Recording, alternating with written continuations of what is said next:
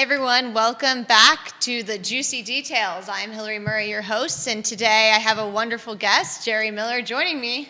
Hey Jerry. I'm excited to be here. Thank you for joining us. So over the past 5 weeks here of January, I launched my first show, the first week of January, here with the I Love CVille Network, and that was really fun. I got to interview a great friend of mine, Emmy Award-winning journalist, Jeff Tang. He taught us a lot about what we can do to find our best selves, and that really motivated me, that first conversation, to continue going with this podcast. That show was awesome. Thank you. Thank you. If you haven't seen it, it's available on thejuicydetails.com or wherever you can find your podcast. The second week, I had Dana Lewis, who has her own podcast called Stop Faking Fine. How can we be the best versions of ourselves and stop just pretending everything's okay when it quite possibly is not? And my third week, did I skip something? No? No, okay. My third week is... was it Vanessa? No, it was Allison Williams. Oh, that's right. Of Place, and she talked to us about real communities where you actually talk to people and not your phone. And then last week I had the former... I know, God. I had... What's so funny? No, the former Miss New York. Yeah, well, she is Miss New York 2008. Amazing. So you can't be former, yeah. And she talked to us about being average, which she certainly wasn't, but it was a great conversation. And today, Jerry Miller is actually roles reversed. He's going to interview me so that you all can get more of the juicy details about who I am, I guess where I'm going, what's still left for me to accomplish, a lot. And as always, Jerry, welcome. And we start the show with drinking our Lumi juice. Love you, mean it. This is exactly what the Washington Nationals do before they start matches. Let's cheers. Absolutely. Studio camera. Studio camera. Cheers. Thank you. Cheers. Thank Cheers. you for This is coming. amazing, by the way. Thanks for coming on My board today. pleasure. So turmeric, ginger. Oh, I love it. I love it. Good. That's an endorsement. I love right the spice punch. I really love this. It always, I always feel even more invigorated after this shot. I love the turmeric finish. Yeah, and turmeric is really good to help with inflammation. Helps with brain activity, because a lot of times when we have foggy brain, it's because our brain might be swollen because of some of the crappy foods we're eating. So turmeric is a great way to help with being better at what we do. Do you ever have foggy brain? I definitely have foggy brain. Do you? Yeah, I mean, you have kids. Do you ever have foggy brain? On the regular. My wife and I are just getting our sleeping back, which we feel blessed to after 7 months of no sleeping. But I'm so excited to unpack a day in the life of Hillary Lewis Murray. How does the day start? I mean, every day is different as an entrepreneur, so nothing is similar. As some of you may not know, I also have work as a travel advisor, travel consultant, and I have a company called Scouted Adventures. Okay. It's an affiliate of the Local Foreigner. The Local Foreigner was started by some fabulous women, and one of whom is a UVA alum. Okay. Yeah, called Alex Erdman Eli. She's awesome. I just subscribed to the newsletter. Oh, did you? Yeah, Thank you. I just got my first edition of your newsletter. The postcard from Rome? Yes. Yeah, it's I good. got that. I mean, hopefully it's good. I thought it was good. Jordy, who works with us, did it. I thought she did a fantastic job. Nice. So how many businesses do you own? Well, I have Lumi. I have Scouted Adventures. I am a mom. You're launching the Juicy Details brand? Yes, I'm launching the Juicy Details brand. I mean, I have a lot of different businesses and a lot of different days. Like on Sunday, I had 6 clients flying to Asia, and the first leg of their trip was incredibly delayed, getting them to miss another part of the leg to Asia. And so my afternoon was figuring out a new flight path, So I got them from Pittsburgh to Boston, Hong Kong, Hanoi, Vietnam. So that was just something that happened on Sunday. You're a problem solver by nature. She puts out fires like many entrepreneurs do. When did you realize for the first time that you were destined for entrepreneurship? Oh my goodness. Well, that's a good question, Jerry. You must do this for a living. I do this for a living. Can you repeat it? Like, when did I think that I was destined for entrepreneurship? Yeah. I mean, I think that started from as a kid. As a child, I think the whole idea of entrepreneurship was born with my birth, right? I always found creative solutions, but I owe kind of the path to entrepreneurship to my dad and my grandmother and even my mom. All of them have had unique paths. And also like my historical family, like from Italy, when my great-grandparents migrated here, they had developed the first tomato strainer, wine press, pizzelle maker. Really? Yeah, so there's like, we have our, the Baraducci wine press is actually in the Smithsonian. So they started the Baraducci Manufacturing Company in Pittsburgh, Pennsylvania, and sold it to Del Monte Foods in I think the 70s or 80s. I don't know the exact history, probably should learn it. So they were iron ore workers in kind of a region of Italy. And when they moved here, that's what they just started doing, is manufacturing different food processing items. So like the idea of entrepreneurship is something that as you look at different generations of my family, they did. And my dad started his own company when he was 26. He sold his car to make payroll. He went to every sales call and busted his butt. And then my grandmother Janet, my mom's mom, my granddad died when, my grandmother had 3 kids under the age of 10. And he had a construction company, and she had to take it over. And she, just provide for her kids. And there wasn't like life insurance policies. He sure didn't have one. He just dropped dead at like 38 from a heart attack. I'm 38, so let's not go. That doesn't happen. Last week, 38, right? Or 2 weeks ago? January 20th, yeah. Okay. Inauguration day. So 38 years old, first 38 years of your life on this planet. Regrets of any kind? I don't think you can have regrets in life. If you Unpack that. Well, if you live in a life full of regret, you're not learning from anything you do, right? So I actually in high school wrote this, like we did these autobiography memoirs, and one of my chapters is like, or actually the title of the book was No Regrets. Like, the door is never really closed. So even if you've done something, I believe, either if you've done something awful, forgiveness, and then if it happens again, you move on and do something, hopefully you don't make the same mistake twice. Yeah. So that's why there's no regrets. Everything is learning. Everything is an opportunity to be better and keep growing. And so I don't know. I don't believe in regrets. How do you feel about regrets? Same. I mean, I think there's a lot of similarities with both of us, and I think it's similarities with, entrepreneurs and risk takers in general. You're a glass is half full type of person. I'm the same way. We routinely have to solve problems and put out fires with the work that we do, the various businesses that we own. And as you get better at figuring out these problems, like you said before the show started, either in the bottom of the 9th inning, 7th inning, 1st inning, whatever it may be, you just start to get this confidence in yourself. Mm-hmm. And I think you radiate that confidence, and it's like this energy that people want to be around. And that's one of the reasons where I was like, man, you would make a fantastic host of a show. When I asked you to host your own show, what was going through your mind? Was there any trepidation or fear? Were you like, let's effing go? I mean, what makes my story interesting? What makes a show like The Juicy Details interesting? And that is a kind of a fearful step, because I'm really great at believing and cheering others. I'm not really great at believing and cheering myself. Really? And I think having your own podcast where you're the host, you kind of have to believe and cheer on yourself to get buy-in for people to watch. So I'm not good at that. So this is definitely me challenging a new space in my life that I'm not accustomed to. But the great thing about me being on this side is in most cases, I'm interviewing people who I genuinely think are incredibly cool and have done extraordinary things. And so for me, it gives me an opportunity to be that hype, that cheer squad. The pep squad. The pep squad Yeah. for people that I care about and I love and I think are awesome. So this is for a place for them to tell their stories and how they got to where they are and where they're going and what's next for them. And I just think this is a really fun avenue to lift people up. Talk to us about Lumi. I knew of the Lumi brand before you started the show on this network. Sure. I saw the Lumi brand actually next door at the Market Street Market. For those that don't know, that are watching out of town or out of market, our studio is right next to a fantastic locally owned grocery store. And I saw her brand, Lumi stands for Love You Mean It, on the shelves there. And I grew an affinity for the brand.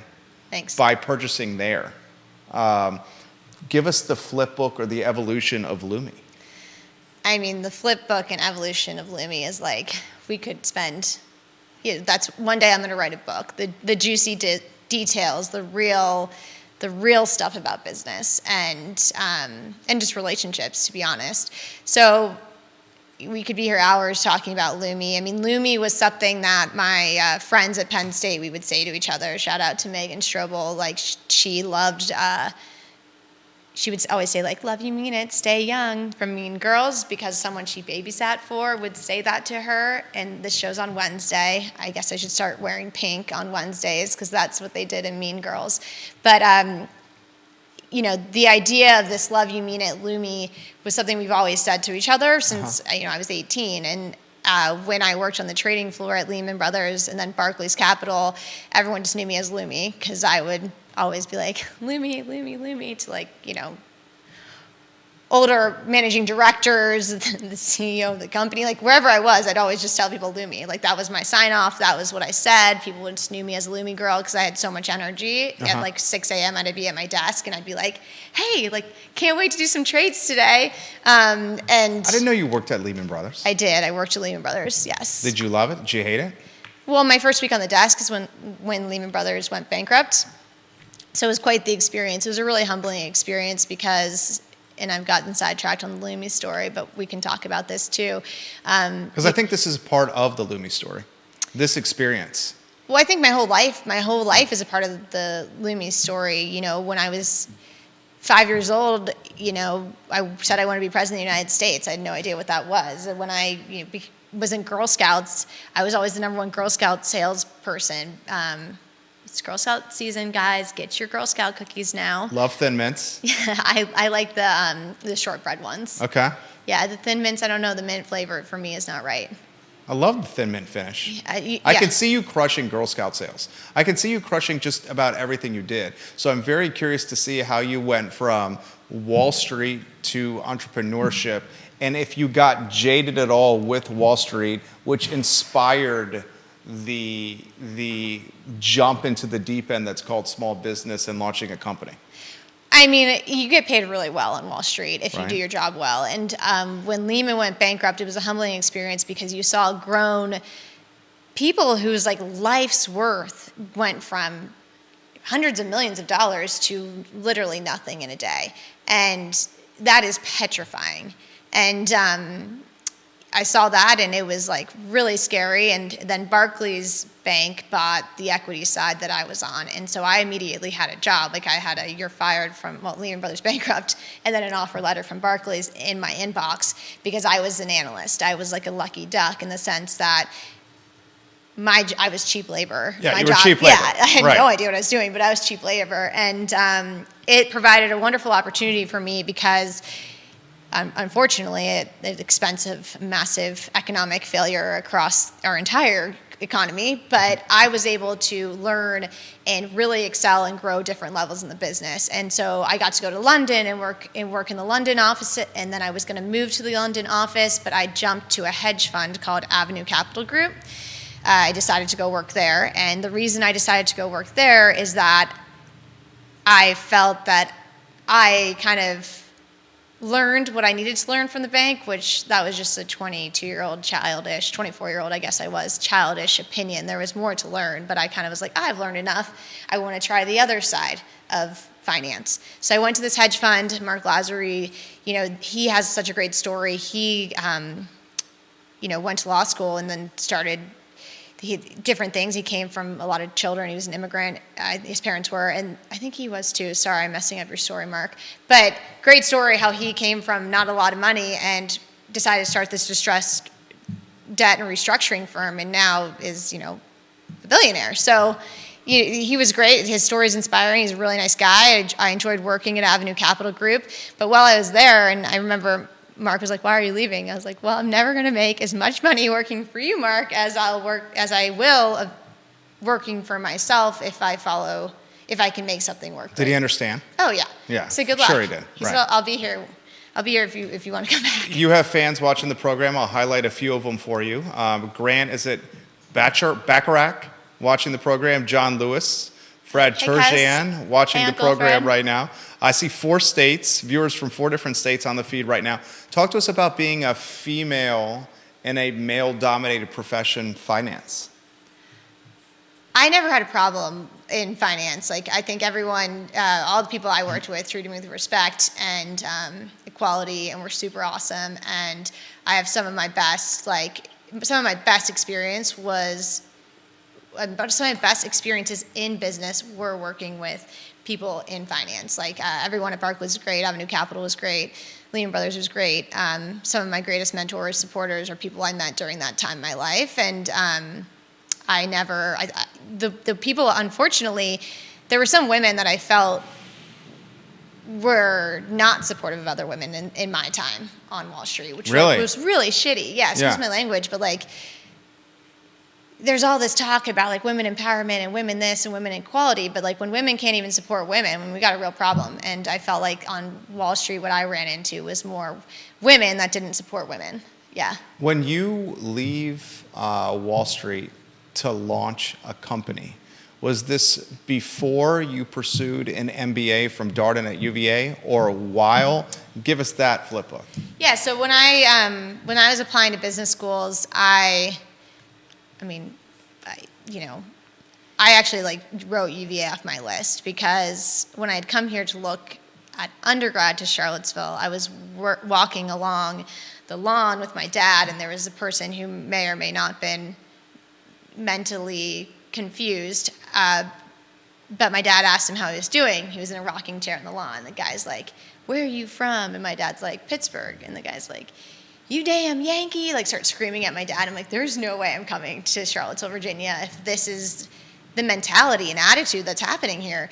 And so that was like, in the early 2000s. And so I wrote it off. And then I had a friend who was like, you should really look at UVA. Like, you want an experience where the business school is its own campus, where you're not completely distracted by New York. Like, if I tried to go to Columbia or NYU business school, I would never have immersed myself in the community. Like, I was already like knew people. I would have, but I would have just been doing more of the same. You don't have the same community where it's like you become family at Darden. Your learning team is your family. Your section is your family. Your teachers are your family. Like, a lot of my favorite people and people I talk to for advice, like Yael is coming on this show. She's a Darden professor who has been my professor, and I've known her for many years. She's awesome.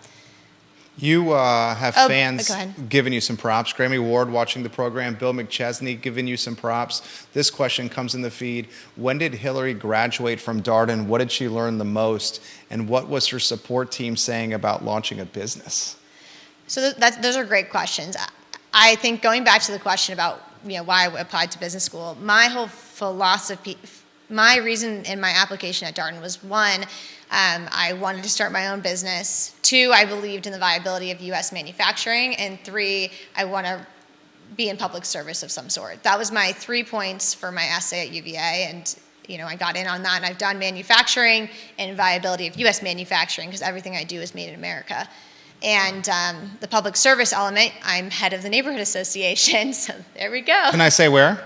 Lewis Mountain Neighborhood. Lewis Mountain Neighborhood Association. Yes. Which is a prominent neighborhood in Charlottesville proper, city limits. The experience. Did you want me to answer these questions? Oh, yeah. The experience at Darden shaped so much, I get the impression, of your life. Explain how it shaped your approach or your willingness to get into the entrepreneurship space. So as soon as I had gotten into Darden, I wrote my resignation, like a resignation email being like, not resignation, they knew I was leaving, but wrote an email to like all my contacts. And immediately I got a phone call from someone else in finance being like, "Where are you going?" I'm like, "I'm going to business school." And they're like, "How much would it cost me to bring you here?"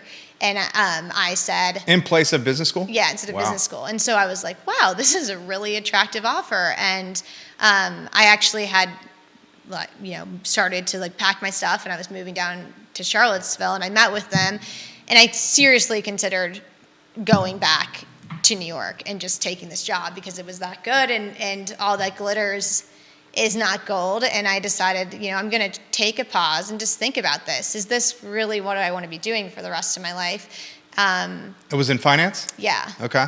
And, probably would have been definitely financially more comfortable than being an entrepreneur, but I would have missed out on a lot of wonderful experiences that I've had, including Darden. So did it shape so much of who I am? I think anytime you have interactions with any person, it could be 5 minutes at a conversation at a coffee shop. My conversation with my boy in Whole Foods, the checkout guy. Dude, this has had such an impact on you. I think this is the third time I've heard you tell this story. Because it's a great story. Tell this story again. Yeah, it is a great story. Yeah, and he's going to be on a Survivor, whatever the next season is. Okay. So he's left Whole Foods, he's now going to be on Survivor.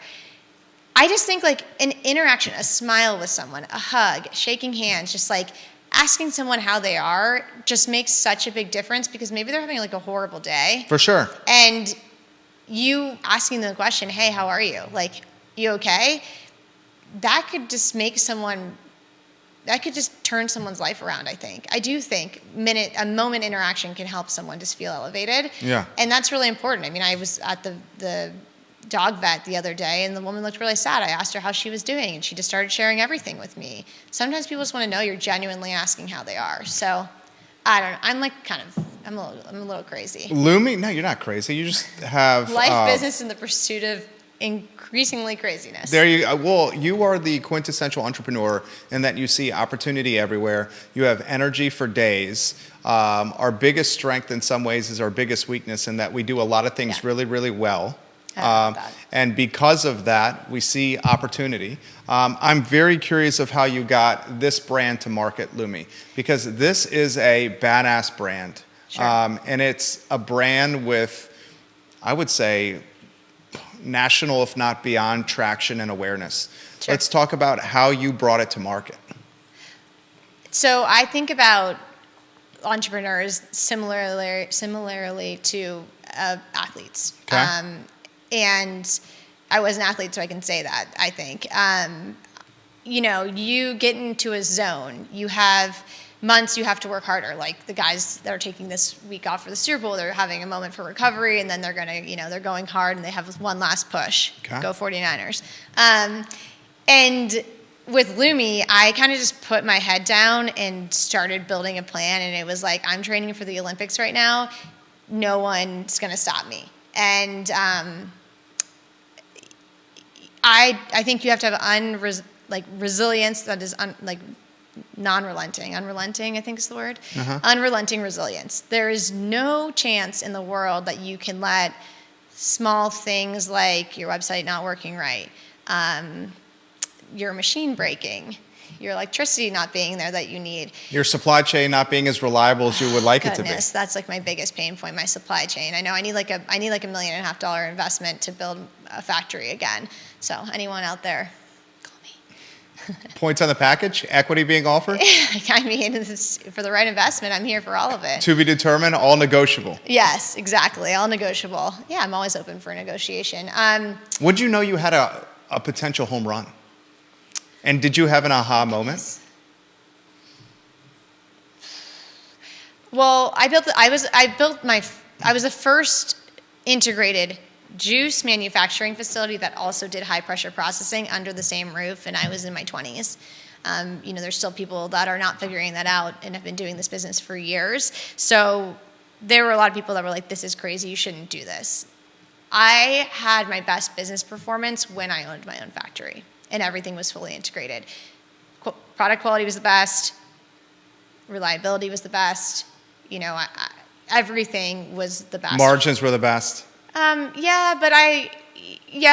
were good, but I was more so reinvesting everything back into the business and still am. So yes, but I think I built everything I had a lot of support along the way in the sense of business school, that question that person had asked.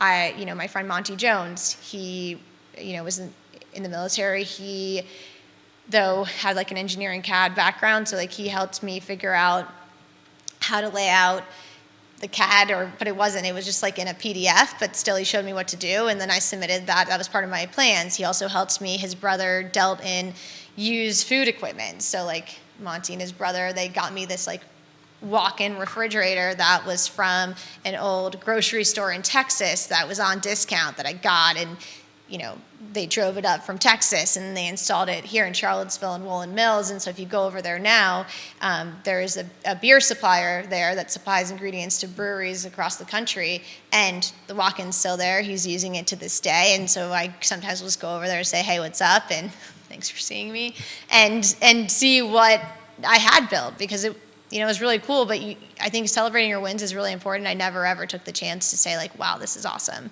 Like, holy heck, I built this. And I built this though with people that were supportive along the way. Like Savannah, she was one of my first employees. She was fantastic at wordsmithing and just such a hard worker. So thank you, Savannah. There was a lot of these, I had a lot of interns that came and helped me. I mean, every day was just like a fun adventure. But there were some days that were like horrible. I can't make payroll. Like, I'm going to cry. Would you have done things differently? Oh my gosh, I would have done everything differently. For example, what? But no regrets, right? So. I think doing things differently is different than having regrets. Sure. It's just learning from past processes, which is what makes a good businesswoman. Having regrets is a different category. I would have raised the money I needed from day one instead of constantly raising. And, with my first two investors, they promised a certain amount. They ended up having a disagreement among each other, and they didn't put in the amount that they said. And so the foundation of enthusiasm is exponentially great to infinity. My enthusiasm. At launch. And now. I believe in Lumi so unequivocally. I believe it changes people's lives. It helps them be healthier. I have these great stories of how it's changed people's lives, and and I feel like the one thing I can do really well is sell. All the other pieces, I had to make product a ton. So I was spending 100 hours a week. Most of it was making product. So raising the amount of money that I really needed to have a factory, and then to have the right leadership team, a head of operations, a maintenance person for the high pressure processing machine, someone to manage the staff that was helping to make the juice. I was kind of doing all these things because we were underfunded, and it's just all continuously playing catch up from it, which is not a sustainable way to run a business at all. What is is there an exit strategy? I mean, I gotta get my revenue. I would need to get revenue back up to have an exit strategy, right? So, who knows? I mean, I don't know what the exit strategy is at this point. That's a good question. I got to figure it out. We can brainstorm if anyone has any suggestions. Because the upside of the category is significant for those that can exit to big players. Exactly. And there's been a few people who have had great exits early on, and a lot of them aren't around anymore. Right. So you have because the big player essentially just dissolved it into their portfolio product. Well, exactly. But also, cold pressed juice is incredibly expensive to make. So your margins are not wonderful, because we're organic. So organic produce, aside from we're selling to these really elite athletes, they're paying the price because they understand the benefit of it. And you see people pay high prices for cannabis, and this is a hangover shot that's going to help you feel better. And it's okay, well, Lumi is a hangover shot that you could have every single day that's always going to make you feel better and help you with instead of taking a multivitamin that you're spending $60 for, 60 divided by 5, how many Lumis is that? Yeah, so, I got to work on my branding and marketing to sell it at the price point. I think the branding and marketing are excellent. Thank you. I sincerely mean that. What I found, and I get the benefit of interviewing a lot of fantastic entrepreneurs all the time, is there's always a great support team behind the entrepreneur. Tell us about your support team. Oh, well, I mean, I have a lot of great support teams, everyone from my family to cheerleaders. Unfortunately, one of my greatest support persons that was an investor in Lumi unfortunately passed away last year. He was also an adjunct professor at Darden, but he always shot it to me straight and encouraged me and then told me what to do. But I have Lumi's accountant is a person that is great. I think I have a very strong support person. Is there one person that Brandon Wilson's been working with me for since 2017, I think, and he's still around helping out, and he's been a great support person because he's a great cheerleader, always telling me, we got this, we're going to figure it out. The coaches that buy Lumi from me, their support system, right? They tell me how annoyed they are if product supply chain screws up, but like the fact that they're cheerleading me on and continuing to purchase from me is really a thank you for that. When I've helped people with their businesses and they call me saying thank you because it's off the ground and in action, like that's always a rewarding moment of, oh, this is really great. When I see it on SportsCenter, watch a hockey game and see it on the back like of the shelf, I'm like, oh man, that's cool. That's so cool. Yeah, I'm like, that's cool, and like thanks, because I know that thanks to the players that are doing that, right? Like technically they shouldn't have it up there, so I'm like, that's so cool. How do you navigate being a businesswoman with family life? She's mom. Is it a mom of two? Yep. Mom of two. Yeah. Your husband an entrepreneur? Yep. How do you navigate that? We have he and I have weekly, I help an hour with his business. He helps an hour a week with my business, where we strategize and talk out loud about stuff, and how we can make things better or different. And I don't let things bother me, stress bother me. What are you writing, notes? No, you got comments coming in. Olivia Branch is watching in Keswick, at Keswick Hall, and she says she's a shero. Oh, thank you, Olivia. So kind words. But I'm responding to your fans. Oh, thanks. In real time. In real time? Well, I'm speaking to them out loud in real time. That's right. Thanks for watching. I don't know. I don't let anything bother me. Like when there is a setback, I don't let it. I don't need to go get a drink because I'm pissed, right? Because I struggle. The reason I ask this question is because I struggle with it. Yeah.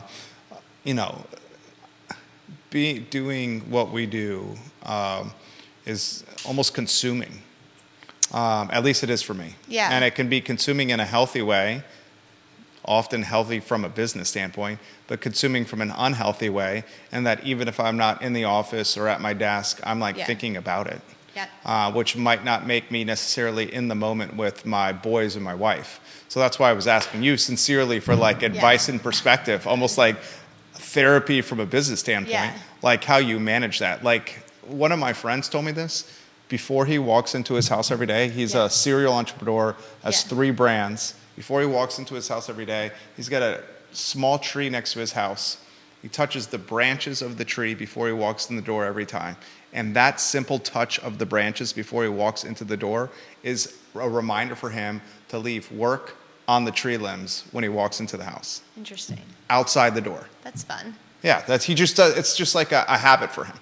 Well, Jeff Tang, who was episode 1, everyone go watch it. Yeah, the juicy details. Yeah, he talks about, he leaves his phone off, from 5 to the kids go in bed, doesn't answer anything. And I wouldn't say I'm there, but, bedtime, I would like to say is bedtime, and I read books and stories to them. I think being present for your children is incredibly important, but your children also want to see that you're motivated and can do things and are setting an example of leadership, positive attitudes and actions, and being an entrepreneur without getting upset by things that could cause you to go off the wall, I think is really important. Do you want to do things differently moving forward? She has 3 businesses here. She's got Scouted Adventures, she's got Lumi, and she's launching this content machine, The Juicy Details, which I'm frankly extremely excited about because in 2024, content is currency. And she can use this content machine to promote her other 2 businesses. I hope I'm not letting the cat out of the bag here. She has political aspirations. Sure, yep. And one way to achieve political aspirations is to have a personal brand that's known. Sure. Right? Yes. And creating content is a way to get your personal brand known.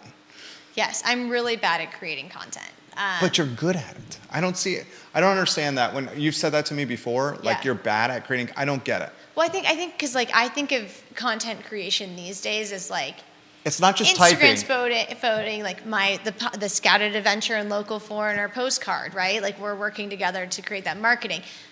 I can write something really well. I just am not, taking the time to do all that stuff. It's a lot of work. That's why I think this form is perfect for you. Yeah, because I can just talk and don't. You be yourself. I don't have to prepare. You be yourself. Yes. So ask me any question. Well, why get into the political space? Because I believe currently the people that are creating our policy, a lot of them are really fantastic and it's so much hard work. But I believe in the viability of a United States where we can be the best that we were. I mean, we were the country everyone turned to as a source of inspiration, as a source of leadership, and you don't think that's the case anymore? I don't think that's the case. All of our tax-paying dollars are going to other countries, and we have like serious issues here. I mean, look at the fentanyl crisis, homelessness, and mental health is just like extraordinarily horrible in this country, and it's so sad to see. And people are taking their U.S. passport for granted. Everyone's like, oh, I'm going to leave the country if Donald Trump's president. You know, other half, I'm leaving if Biden's president. And so you don't understand how lucky you are to have a United States passport. People from Cuba, they can't leave their country. They can't get crayons at the supermarket for their children to draw. You know, we can go to like 189 different countries, maybe it is, without having to go through a process of visas, right? Or like a visa process is easy. It's like an e-visa that takes 10 minutes. People are taking that for granted, and I believe that we can change America. We can work hard for America, and I want to be able to do that. What's it say? To make the future better for our children. What's it say that the 2024 presidential ticket is probably Joe Biden and Donald Trump? I mean, we got two caricatures. I mean, I'm never going to speak poorly of any president of the United States. I don't think that, you know, I think that everyone has their own opinion, and definitely people are speaking poorly of both the presidents. I think if you have obtained the office of presidency, you have earned the majority of people's respect. And as president, I can't imagine that job is easy. It's just like being the mayor of the city of Charlottesville, right? Everyone is getting, you know, slack for whatever they're doing. But if you have become and you've achieved the highest office in the United States of America, you shouldn't be talking poorly about them ever. So, you know, I admire the fact they got there. Do I admire all their policies? Absolutely not. What if I reframe the question? What's it say of voters? I think a lot of America doesn't vote. I think a lot of America doesn't vote, and if you go out on election day, you'll see some of the parties giving free phones out to people to go vote the way they want them to vote and register them there on the spot, which is horrible, horrible. But everybody needs to go vote. I mean, I know, you know, my cousin, she's my cousin-in-law, but she's my cousin. I love her, and she's never voted. I'm like, you are in your late 30s and have never used your civic right to vote. A lot of people don't think their vote counts. I mean, there are some elections where it's been 1,000 vote difference. Okay, there's definitely 1,000 people who think their vote doesn't count. There's hundreds of thousands of people who think their vote doesn't count until we can encourage people to actually, like that, we're so lucky we can vote. Think about it. Your family's Cuban. Can't vote. No. Can't vote. Or they have elections. Are they real? I mean, but are our elections real? That's a real question people are asking right now. I'll throw this to you, and viewers and listeners are offering commentary. They're like, oh God. You're really getting props here. Haley, is it Gyroy giving you some props right now? This comment's coming from Jennifer, who's watching in Charlottesville. She goes, I find Hillary inspiring, and I've enjoyed her show. I caught the last episode. Please ask her how she met her husband. Oh, fun. Dozie Uzama is watching. Dozier is watching the program right now. Hey, he's my favorite. He went to high school with me. Is he asking questions? No. Okay. Somebody else just asked, how did you guys meet? Yeah, we met at a bar in Key Biscayne, Florida. I was supposed to sell my company to the former CEO of McDonald's. Lumi? Yeah. Fantastic. Tell us that story. And the deal fell through. Okay. So I was in all Fresh Markets in the United States, and then Fresh Market got bought by Apollo, which is a private equity fund. Apollo restructured all of their refrigerated cold shelving, and they wanted me to pay like a ton of money to get back on the shelf, and I didn't have it. And so because I lost the Fresh Market, the deal with the former CEO of McDonald's fell through, so it didn't go through. And I was pretty devastated. I was in Miami for the Tone It Up retreat. The Tone It Up girls were like this fantastic workout. They would do the morning booty call, which like was just about workout in the morning. It was pretty great branding and a good name. And they were supporters of Lumi. We had Lumi at their retreat at the Ritz-Carlton in Key Biscayne, Florida. It's still there. I can send you there. Hit me up on my website. Scouted Adventures. Yes, and there's other hotels though, like love different hotels there in Miami as well that I can send you to. But I was there. The conference was there, and my husband was working for. He's part of Theragun, and Theragun was there, and was one of the main founders of that with Dr. Jason, who was the main founder, but Matthew met Dr. Jason and introduced him to Ben Nazarian. Ben Nazarian's all the money behind Theragun, whatever. Matthew was there. I went to the bar because it started raining, and I was upset about the deal, and I said earlier I don't drink when I'm upset, but I was in Florida on the beach, and I felt like I needed a margarita. And you just lost a deal. And I just lost a deal. Yeah. So, I mean, I was just like more... Pretty natural, I felt defeated. I didn't feel like... but I was going to pick myself up, but I was going to have a margarita and just try to enjoy the retreat because I wasn't going to go work out with 500 women. I just was going to go have a margarita. Seems reasonable. Yeah, and he was at the bar, and that's how we met. We met at the bar. Just like a normal, put my phone away, you meet at the bar. It's lots of people that meet at the bar. Ginny Hu watching the program right now, and she says, I find that with most female entrepreneurs, and yes, female can be used as an adjective, Judah. She's referencing you there. We are great at cheering on others, yet rarely give ourselves enough credit. She loves your perspective on not taking the U.S. passport for granted. And another thing she loves about you, I bet my husband at a bar as well. Awesome. She leaves that commentary on Twitter right now. This is coming in from Laura, who's watching the program. Was the deal that fell through with the McDonald's executive her low point professionally, and how did she respond? Oh, I mean, that's a great question. It wasn't my low point. I've had many peaks and troughs. And, when I remember my first one, and I called my dad crying, and I never cried. I called him crying and said, I feel like I'm going to die. And I think I said this on the first show with Jeff. Not because I'm going to kill myself, but I felt like I was going to die because, the stress and, the anxiety of not being able to make payroll, not being able to know what was next overwhelmed me. And he just said there's peaks and troughs in entrepreneurship, and the ones who are successful are the ones who make it through. Who make it through those peaks. Who persevere. It's great advice. And pick themselves up and make it through the peaks and troughs. Because not every day is going to be a great day. I think every day is a great day that you're above ground, but not every day is going to be ending with the outcome that you wanted, but you can take the next step to get closer to that outcome. That's great advice. I hate to reference, as a UVA guy, Virginia Tech, but Frank Beamer once said that the great days are never as great as you think they are, and the bad days are never as bad as you think they are. It's about persevering and moving forward every day, which is synonymous with what your dad, the advice that he offered you. You have this abundance of energy. How do you navigate that abundance of energy when it comes to, and this is another advice question that I'm asking, maybe selfishly for myself, when it comes to those around you that just want maybe some zen or some down or some chill time?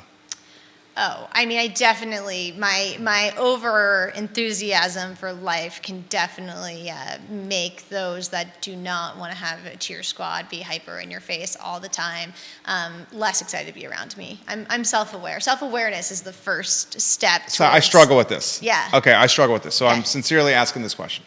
I mean, when I was student body president at Penn State, that's 42,000 people that I got elected president to be. Can I highlight that again? She was the student body president at Penn State. Yeah, at Penn State University. 42,000 students, and she was the president. Yes, and there were definitely some people that were incredibly organized, incredibly. They're extraordinary humans, and they did a lot of things well. But I need to be better if I'm really going to run for office and not just saying whatever I want to say that comes to my mind. I need to think and then speak. And that, as someone who struggles with ADHD, dyslexia, and I think a lot of entrepreneurs have these characteristics of ADD, ADHD, dyslexia, that's something that takes a while to work on. And so I know people were not always happy with me because I just would speak out of turn. Even in my section at Darden, I remember one kid was like, Hillary, you can't speak out of turn. I'm like, I don't do it all the time. Just do it sometimes. But you got to be respectful of others' feelings, and not everybody wants our enthusiasm all the time. But you got to be you, Jerry. This is what one of my biggest struggles is what you talked about right there, is the self-aware piece of managing being yourself while also being self-aware of those around you. So I appreciate your perspective on that. How about locally here in Charlottesville? I've seen you speak before city council meetings. Sure. City council is local government here. Yeah. She's the president, The chairperson. the chairperson of her neighborhood association. Yeah. She is actively involved in the business community and has a pretty impressive network of contacts, which I think you're going to see in the juicy details for podcasts. Talk to us about this community. How long have you been here and what it means to you? I think you make anywhere you go, hopefully, a community by making friends and being willing to talk to everybody. I never finished the Whole Food stories, but, making friends, even in the grocery store. What does this community mean to me? I mean, this community has helped me build a manufacturing facility. This community has helped me build a family. This community and homes, right? I was also when I was in Belmont, Carlton neighborhood, I worked with that neighborhood association. I wasn't in an elected position there, but would go to those meetings. I lived in that spot.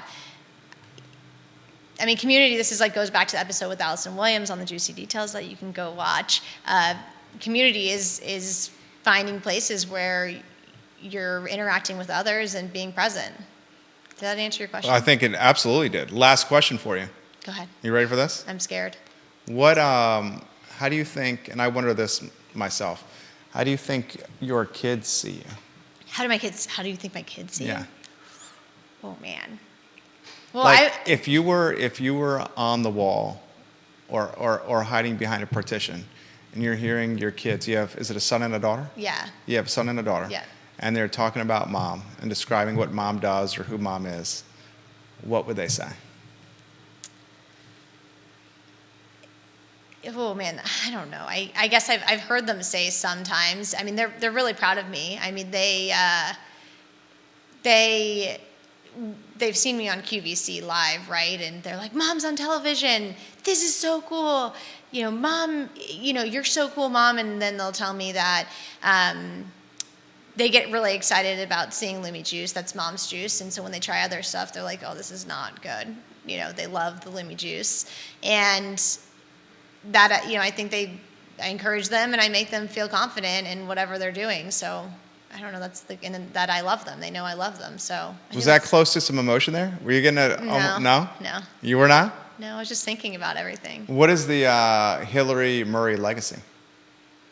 Were we writing my obituary here? I'm just curious. I think I'm always striving to make wherever I go a more positive place, and whoever I interact with, I want to make sure that I have them be happy when I'm around them versus sad. I want to lift people up. So my legacy is lifting others up, and I think it's a great legacy. Yeah, that's what I want to do. I just want to be known for just being a constant cheerleader and helping people achieve the best versions of themselves. It's so funny that you said this, and this is a perfect close. Every night before bed with our kindergartner, I say to our son, and I'm going to say it to our 14-month-old as well, once he can obviously understand. I love you, I'm proud of you, and be the best version of yourself. Yep. That's what I want from him every day, to know that we love him and we're proud of him, and that we want to encourage him to be the best version of himself. And a lot of the language and terminology and mindset that you have is something that I think others would benefit from. So I'm excited to see your emergence and your blossoming and growth as a content creator, a podcaster, a businesswoman, wife, mom. I think you're going to be a kick-ass politician and whatever you choose to do. I feel like winning follows you around. I don't know. I've not always won. Well, I see it. I mean, Thanks, I truly, truly mean that. I pay him, by the way, guys. Close with this. what can we expect from the Juicy Details moving forward? And you got to give the out here because you're on the Oh, number yeah, one exactly. What can we expect? Why we can expect all sorts of things. I mean, I think the categories from business to politics to positive mental attitude, PMA, that's like one of my strong suits. Like, how do you have positive mental attitude? And just really fantastic people that are changing the world. And maybe it's not someone famous like Sarah Blakely or Elon Musk, but small things, small steps change the world, and a lot of people are doing amazing things that their story needs to be told, and the Juicy Details is going to tell it for them and with them, so I'm excited about that. Juicy Details, guys. Yeah. Anywhere you get your podcasting content. Yes, and next week, I just want to make a note, we'll be going live at 2:15 on Monday, February 5th, versus Wednesday, February 7th. So we hope you tune in on Monday to the Juicy Details, and Jerry, thanks for hosting me. Love you, mean it, guys.